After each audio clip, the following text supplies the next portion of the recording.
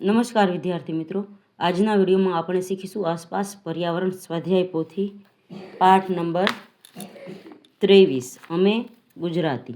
સૌથી પહેલાં છે MCQ। તો પહેલો પ્રશ્ન છે ગુજરાત રાજ્યની સ્થાપના ક્યારે થઈ? તો જવાબ આવશે સી 1 મે 1960। પછી નીચેનામાંથી કયો ડુંગર કચ્છ જિલ્લામાં આવેલો છે? તો જવાબ આવશે ડી લીલીયો। પછી છે ગુજરાતમાં ઘુડખર અભયારણ્ય ક્યાં આવેલું છે?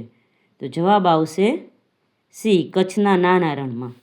પછી છે સાબરમતી નદી પર કયો ધોધ બાંધવામાં આવ્યો છે? તો જવાબ આવશે સી ધરોઈ બંધ।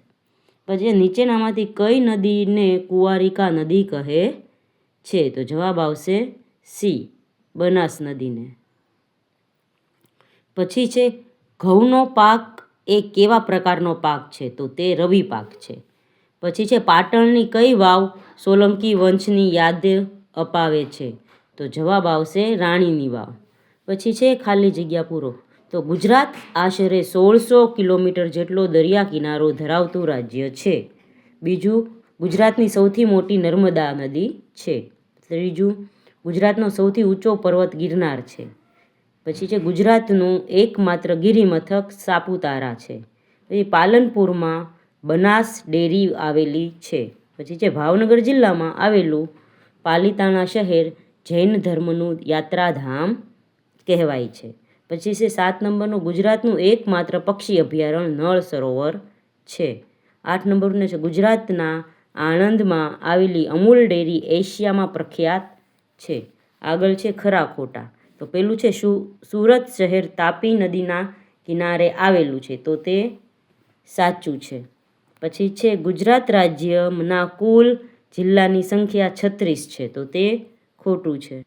3 નંબર છે ગુજરાત રાજ્ય હિન્દ મહાસાગરની દરિયાઈ સીમા ધરાવે છે, તો તે ખોટું છે। પછી ગુજરાત રાજ્યની દ્રષ્ટિએ ભારતમાં 9મા ક્રમમાં છે, તો તે સાચું છે। ગુજરાતની ઉત્તરે પડોશી રાજ્ય રાજસ્થાન આવેલું છે, તે સાચું છે। પછી છે જૂનાગઢની કેસર કેરી ભારતભરમાં વખણાય છે, તો તે સાચું છે। પછી મગફળીનો પાક એ રવિ પાક કહેવાય છે, તો તે ખોટું છે। હવે અહીં નીચે બંધ બેસતા જોડકા છે, તેમાં સૌથી પહેલાં ગુજરાતનો સૌથી ઊંચો પર્વત, તો જવાબ આવશે ગિરનાર। પછી ગુજરાતની સૌથી મોટી નદી, તો નર્મદા। કચ્છનો ડુંગર, તો ભુજિયો ડુંગર। પછી છે સૌરાષ્ટ્રનો ડુંગર, તો શેત્રુંજી ડુંગર। પછી આગળ છે ઘુડખર, તો તે આવશે કચ્છનું નાનું રણ। સિંહ, તો સાસણગીર। પછી પક્ષી, તો નળ સરોવર। પછી છે રીંછ, તો જેસોર અભયારણ્ય। આગળ છે 1-2 વાક્યમાં પ્રશ્નના જવાબ આપો। તો પેલું છે ગુજરાત રાજ્યના કેટલા જિલ્લા છે? તો ગુજરાત રાજ્યમાં કુલ 33 જિલ્લાઓ છે। બીજું, ગુજરાત રાજ્ય ભારતના કયા ભાગમાં આવેલું છે? તો જવાબ છે ગુજરાત રાજ્ય ભારતના પશ્ચિમ ભાગમાં આવેલું છે। પછી 3 નંબર, ગુજરાતમાં કયા કયા કેન્દ્ર શાસિત પ્રદેશો આવેલા છે? તો જવાબ આવશે ગુજરાતમાં આવેલા કેન્દ્ર શાસિત પ્રદેશો દીવ, દમણ તથા દાદર નગર હવેલી છે।